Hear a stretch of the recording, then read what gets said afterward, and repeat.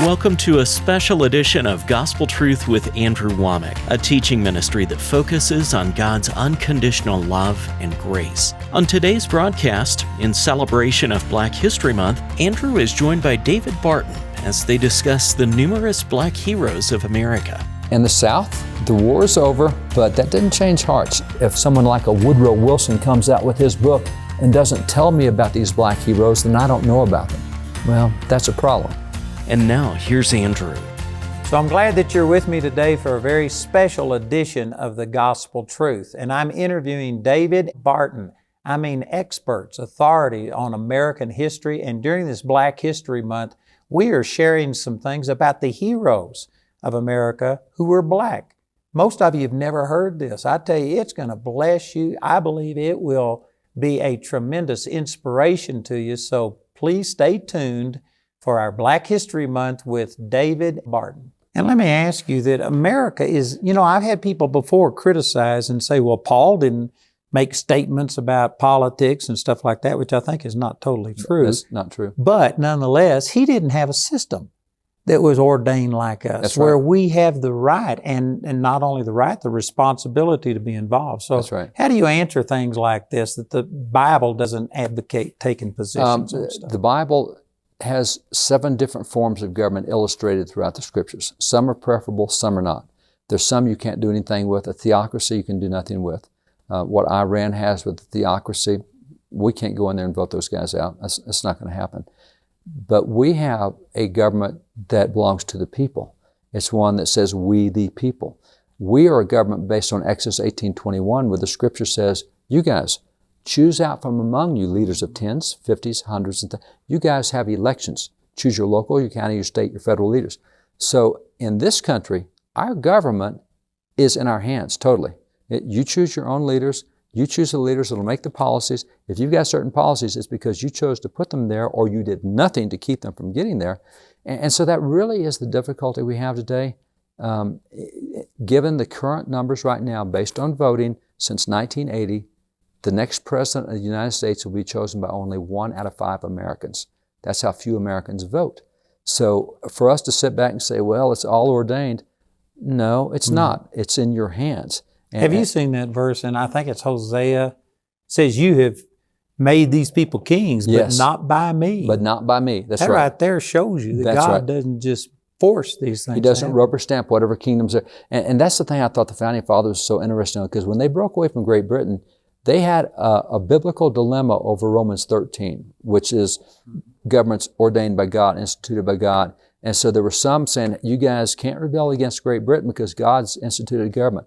And they were serious about it, and so they read so many theological works. One was by Junius Bruce, 1689, because Junius Bruce, 1689, lived in France.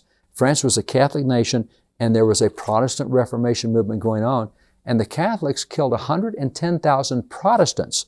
2 million fled France, 400,000 Protestants came to America, largely found in New York, South Carolina. But the Christian Catholic government just killed 110,000 because they were Protestants. So are you telling me that Paul is telling me to submit to that? And so that's what the theologians that day had to look at. We still have people saying that today, that See, whatever happens, it's God, It's and God if you will. are resisting, then you're resisting God. And here's why I thought the Founding Fathers were brilliant, because they read that book from 1689 with France. They read Lex Rex by Samuel Rutherford, where the British Crown was also killing Christians because they were the wrong denomination. And the Founding Fathers said, when we look at Romans 13 about government being ordained by God, the word, and I don't know this because I'm not a Greek scholar, but they were. And they said the word used in Greek doesn't mean a specific government, it means the institution of governments ordained by God. So what the Bible is saying is, don't overthrow government and have anarchy. You need government, but it doesn't mean that every single government is ordained by God. That's like saying the church is ordained by God, so whatever the church believes is ordained by God. No, that's not true. See, I've taught that exact thing, and what I do is use the church as an example, because the people that will sit there and say, well, God, everything happens, He sovereignly controls it. I'll sit there and say, do you agree that every pastor is correct? Oh, no. Well, aren't they government? There you Isn't go. that a church government? And so anyway, to be consistent, I've also had people come up and say, well, if God wants this person healed, they're going to be healed whether you or I pray for them or not. It's God that made him sick. This is God's will. And I say, well, if that's so, why are you going to the doctor and taking medication trying to get out of God's will? It's just absolutely foolish. It is not saying that God ordains this government to function the way it did. Now, He ordained government. Government is God ordained. That is His institution, no question. But not every way that it's carried out. And in our nation, That's right. we have the privilege, the responsibility to get involved and make a difference. And see, that is the word, the responsibility. One of the things I think is so cool in the Bible and in early America was we didn't use the word rights very much. And I was talking to a Jewish rabbi, and by the way, that Jewish rabbi has so changed my theology in so many ways. Biblically, he's helped me grow so much. Rabbi Daniel Lappin, he said, Barton, you do realize that Hebrew is what God spoke to Adam and Eve and the patriarchs. I mean, that was God's language, right? So your point, he said, well, every word that comes out of God's mouth, well, every Hebrew word is a word that came out of God's mouth. That's where Hebrew came from. God spoke it. Okay. All right. And he said, that means that not only what you can say, but what you can't say in Hebrew is very, very important. I'm not getting you. He said, do you know that in Hebrew you cannot say the word coincidence? It doesn't exist. Because it never crossed God's mind that something was a coincidence. You can't even say that word.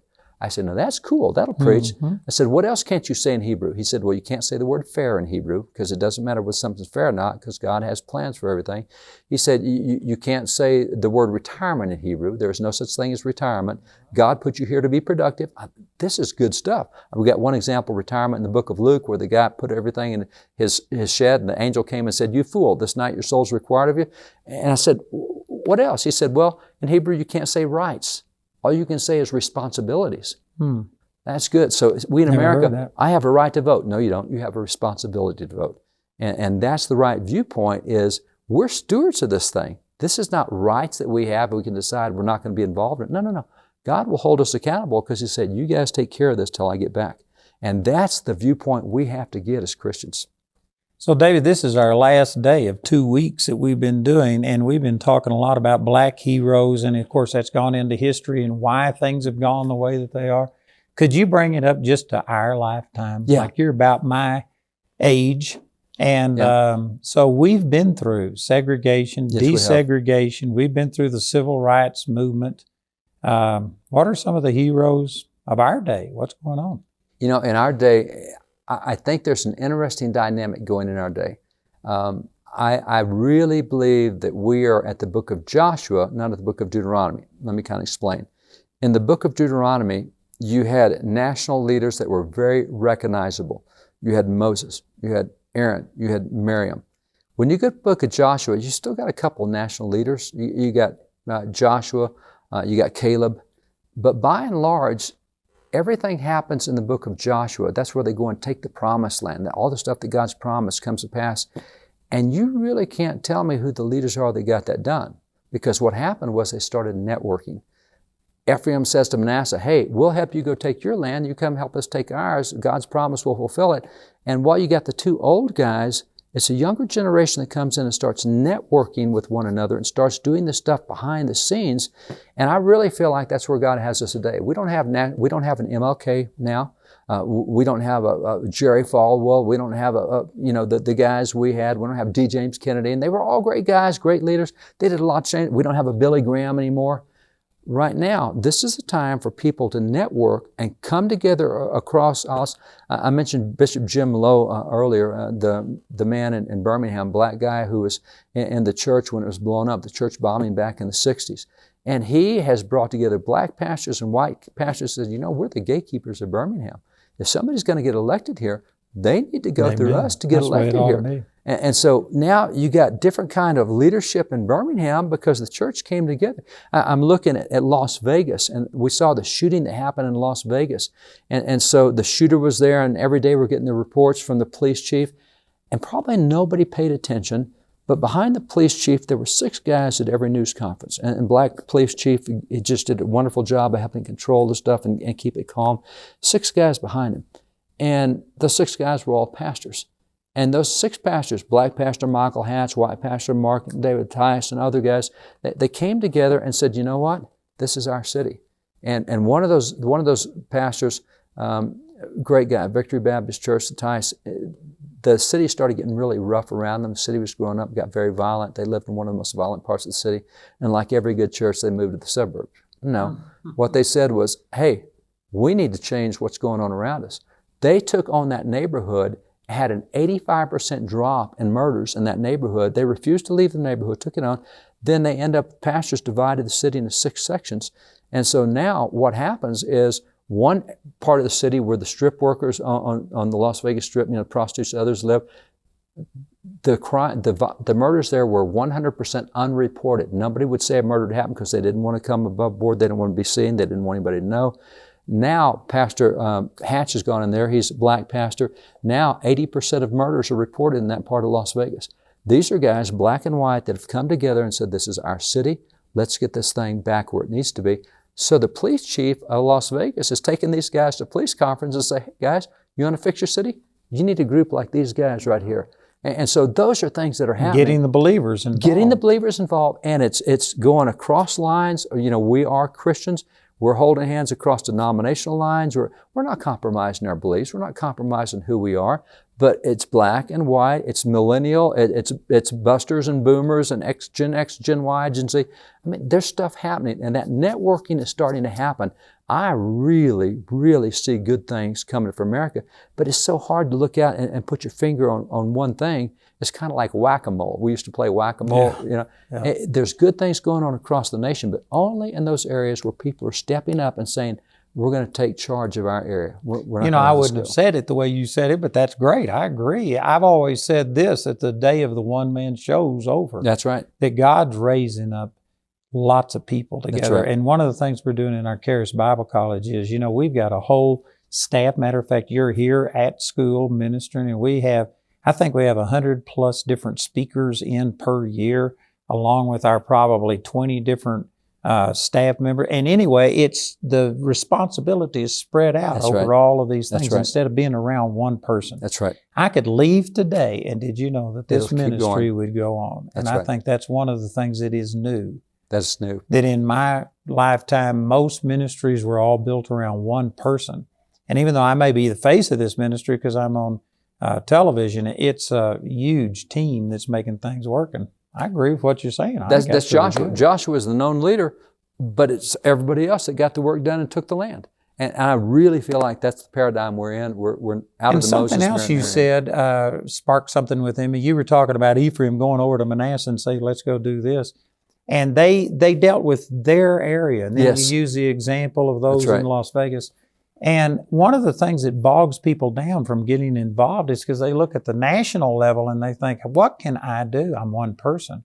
But man, the churches, the people that are in churches, if your church was to get involved the way you talked about these, they could make a difference there.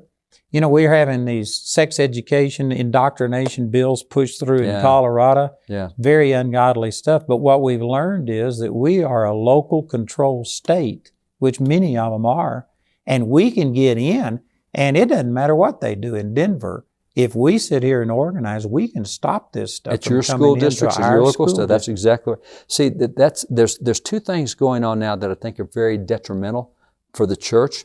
And one is the attitude of national, and the second is the attitude of professional. And let me explain. When you watch news today, we have cable news 24/7, 365. I don't care what cable news you watch, left, right, center. What you get is a steady dose of national news. And so I'm not liking the direction of the nation. And I will tell you, I know Supreme Court justices. I know all sorts of senators and representatives, all sorts of people high up in the administration, president's administration, with the president, et cetera. And I can't call and get anything changed. And so for people who don't have the connections I've got, they're even more frustrated. And so what happens is it paralyzes us from doing anything. Now, the second problem we have is we have professionals. We have specializations in everything. And so we have spiritual professionals. We have pastors, and we have evangelists, and we have missionaries. And I'm just a common peon Christian. I don't have all the training they have. And so all of that is there. And so here's the result. As a result, we see stuff on a national level, and we're not even paying attention to what the vote was on the school board last night because we got all the national news. And so then we're looking at all the professionals that are out there, and we're saying, I can't do that. Two things. Let me see if I can turn this. We have, in America, end Christianity. Christianity is now the world's largest religion. 32% of the world's Christian, 21% is Muslim, 14% Hindu, and 6% Buddhist. So we by far are the largest, and we have put 2,000 years into that. We put countless billions, hundreds of billions of dollars into getting the gospel around the world. We've sent missionaries and pastors, evangelists everywhere, and we're 32%. That's great. Here's the deal. If every Christian made it my only objective for this year is to just win one other person, next year, 64% of the world will be Christian. Awesome. In 2 years, 128%. In other words, the whole world could be Christian in 2 years. If everybody just said, I can't do much, I'm going to do one. I'll get one person brought to the Lord. Man, we could change the whole world. Absolutely. If everybody got off this professional kick. I don't care whether I'm professional or not. I can share what I know with somebody, and I can change somebody. And if everybody just took on one person around them, it'd be different. And the same thing with the national level. When you look at the American Revolution, we won against weird odds we should never have won. In the Revolution, only about 25% of Americans were for independence. 25% were against it. They wanted the British to stay. 50% didn't care as long as it didn't bother them. And when it came to actually doing something in the American Revolution, only 8% of Americans actually did something. So we win we become a nation, the greatest nation in the world at this point, statistically speaking, with only 8 people doing it, 8% of the people. So what happens is when you look at the first battles of the Revolution, here come the British, they're all professional soldiers, we're a bunch of shopkeepers and school teachers, and we're not soldiers. And when it happened, the first battle of the Revolution is the Battle of Lexington. And so the second battle of the Revolution is the Battle of North Bridge at Concord. The third battle of the Revolution on the same day is the Road to Boston. Fourth battle a few weeks later is Bunker Hill. And in all of those battles, nobody said, George Washington's national commander, let's get him in here and see what he wants to do. What happened was at Lexington, the Reverend Jonas Clarke said, 800 British are coming to my town? No. I'll have 70 of my guys go out there and we'll meet the British. So the first battle of the Revolution was the Reverend Jonas Clarke with his church going out to take on the British. The second battle, later that day, 2 hours later, North Bridge at Concord, was the Reverend William Emerson with 300 guys taking on 800 British. The British said these odds aren't good. They turned around and go back to Boston. The road to Boston had between 4,000 and 5,000 Americans taking on 800 British as pastor after pastor led their church to get involved. This is our community. You're not going to do this in our community. We won the American Revolution not by having a great national leader, which we had. It was by winning all the local battles. When you win all the local battles, you win the national battle. And you know, in Colorado, some people aren't aware of this, but there's a video out there called the Rocky Mountain Heist. Have you ever seen that? Yes. Michelle Mauchline is the one that emceed that or was the announcer for it. And anyway, Which, by the way, let me say, Rocky Mountain High, John Denver, Rocky Mountain Heist. Yes. So many people hear that and think it's Rocky Mountain High. It's Rocky Mountain Heist, like a steal. And it basically shows that 4 wealthy people got together about, 12, 15 years ago, and they just decided they were going to change Colorado from being conservative to Iowa, being liberal. and Minnesota, there were several that they took on. And they started by the school boards. They started on the local level, and when they got a foothold here, they just expanded, and in 12 to 15 years, Colorado has turned completely to a Democratic House, Senate, and governor. And in the last, 10 months or so since they came into power, they have pushed through, I don't even know, dozens of ungodly legislation, even teaching that now homosexuality, lesbianism, all kinds of, perversion of sexual experience has to be taught in the school system. And it has to be taught in elementary. That's right. Even the techniques to elementary kids. To 4th graders. That's right. This is part of the stuff that they have legislated, and it started 12 years ago when things like this couldn't have even been conceived, and they did it exactly the way you're talking about. Instead of one figure, they just started getting involved on a local level. And it made all of the difference. That's what we need today. Well, we've even seen in recent years, and I love pointing this out to Christians because we think, I can't do anything. As a man thinks in his heart, so is he. Quit thinking that. I can do all things through Christ who strengthens me. I can do abundantly, exceedingly above all. So there's so many verses we can be quoting rather than that, and it affects what we do in behavior. Because if we're saying I can't do anything, we won't even try. But when all this stuff came down about schools, can't have gender anymore, came from the Department of Education about 5 years ago, that you can't have 2 bathrooms and 2 locker rooms. Christians all over the country popped up and said, no, that's not right. And so in northwest Arkansas, there's a town up there, 40,000 people. Pretty conservative town, lots of churches, lots of Christians. And one lady said, I'm a Christian and this is not going to happen in our schools. I'm running for school board. So in a town of 40,000 people, she ran for the school board and she won the election. There were only 35 votes cast in the election. Couldn't be many. No, a town of 40,000, 35 votes, she won the election. There's a town in northwestern Iowa where a pig farmer, not in my town, you're not, he ran for school board. He got busy on election day, didn't vote. And it's not that he lost by one vote. Nobody voted in the entire school board election. If he had voted for himself, he would have been the whole school board by himself. Oh, man. We get intimidated because we watch too much national news and don't pay attention to what's around us. If we can get Christians to say, you know what, I may not be the guy for the school board, but I'm going to find somebody to run for the school board, and I'm going to get 40 people to turn out and vote for him, whatever it is. So, David, this is Black History Month, and we've been talking about all of these leaders and heroes and stuff, and people say, well, now you're just on politics. But it's because of politics that the blacks were suppressed, and if the Christians would have been involved and stuff, and they were to a degree, there were some that were always fighting against this, but if the churches would have joined forces, they could have stopped this. So what we've been talking about getting people involved is a critical part. It is. Human nature hadn't changed. And with Black history, both the victories and defeats can be pointed to political things and who got involved in those political things. But it wasn't just political. And it wasn't just political, it was spiritual. Political is often the outworking of spiritual. And so if the church understands that, it can get involved in that arena and should and biblically has, and they'll make a difference. And we need you to get involved. And that's the reason I've done this. I've devoted 2 weeks of my program. You know, I call this the gospel truth. And I just have felt in my heart, somebody say, well, you aren't preaching the word. Well, we are. We're talking about how the church is the one that turned things around in this nation. And any gains that we've got, it's because the church and godly people fought for it. Any of the problems that we've got, it's because of the withdrawal of church from this. And so what we're doing is maybe not using chapter and verse, but we're telling you the stories of people that got involved. And I'm telling you, this is critical for us again today. And I just want to make this point one more time, that just as I said about a person who has Alzheimer's, you know, this person can't basically do anything because they've lost their perspective. And this is what's happened to us as a nation. We have history Alzheimer's. And I think that, David, what you're doing is awesome. I just want to thank you so much for being a part of it and joining with Truth and Liberty.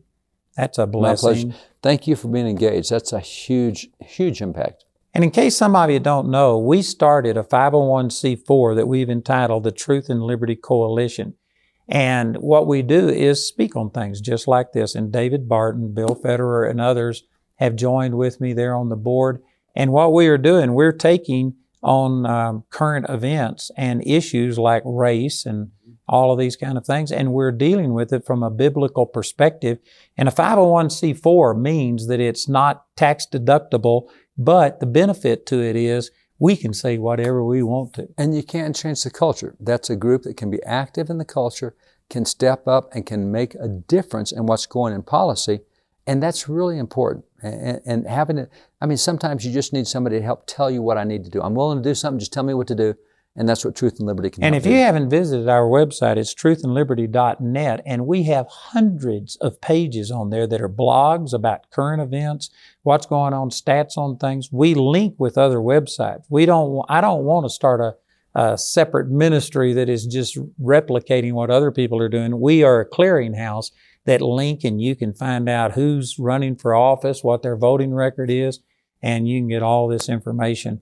And it's really a good thing. We have a broadcast every Monday night where we had David and Tim Barton on and had them with us. And we broadcast and deal with all of the current events. And it's really, really good. It is good. So thank you for what you're doing. Well, thank you, David. I appreciate you, brother. And I tell you, it's just an honor to know you. And I've learned a lot. This has been good for me. And I know that the announcer will mention this again, but let me just mention that we have this product right here entitled God and Country. It will have everything that David and I have talked about for the last 2 weeks, plus his son was with us last week. And so it has those 2 weeks worth of television interviews But I also have 4 other weeks worth of television interviews that I've done with David since 2009. And we discuss all kinds of things. I tell you, this is a wealth of information. So I encourage you to listen to our announcer. And also, David, last thing, would you just tell them how they can get hold of your stuff and what do you have available at WallBuilders? Yeah, at WallBuilders.com, we have a ton of stuff that will help you understand history. It'll help you look back into things in history, Black history perspectives. Also, we have a book called This Precarious Moment, which we specifically did so that every citizen can know what they can do. So whether the issue is immigration or whether it's racism or whether it's a relationship with Israel, anything else, we give a lot of practical guidance. And so the things we've been talking about the last 2 weeks, Andrew, Black history and so many other things, we can take you step by step on how to do that. So go to wallbuilders.com. You can also go to YouTube. We have hundreds of videos out, short videos, giving little tidbits along the way. So YouTube is another place to go for our stuff. And one last thing we got to mention is that David Barton helped me start our practical government school in Charis Bible College. It's a 3rd-year course, and we are using his materials, a lot of original documents from back in the 1800s that show the true intent of what all this is. And so David helped me start it. We have Mark Coward, Pastor Mark Coward, to help us run it. And it's powerful. We believe that we're raising up some people. And from your perspective, I think you said this is the only educational type of thing that takes this approach. It is. We've dealt with so many colleges. We call this a practical government school because so many government schools are not practical and they don't help the culture. They send it the wrong direction. This is a one that is filled with solutions and it trains young people on young people and old people. A lot of people here in their 2nd career, and it trains them on how to be a solution. So it is practical. It's what they need to know, how to do it, how to get involved in the process, how to make an impact on the process, whether it's local, whether it's federal, all the way through, we cover it. Amen. I believe this has been awesome. I think that this has probably shaken a bunch of y'all's worlds. Some of you, it's going to set you free, but we believe it's been really good. Again, listen to our announcer as he gives you this information about how you can receive these materials. Today you saw a portion of Andrew's interview discussing Black History Month and the role Black Americans have played in America's history. This entire interview is available as part of the God and Country album, which also includes previous interviews with David Barton discussing America's godly heritage. God and Country is available in either a CD or DVD album made from our daily television broadcast. Each of these valuable resources is available for a gift of any amount when you contact us. You can become a Grace Partner or order resources through our website at awmi.net. While there, you can discover more product details and download additional free resources. Or call our helpline Monday through Friday from 4:30 a.m. to 9:30 p.m. Mountain Time at 719-635-1111. To write us, use the address on your screen. We appreciate your generosity and hope to hear from you today. Andrews Bible College, Charis Bible College, has over 60 extension schools around the world. Go to charisbiblecollege.org today to find a school near you. Transforming lives, training leaders, changing the world. Charis Bible College.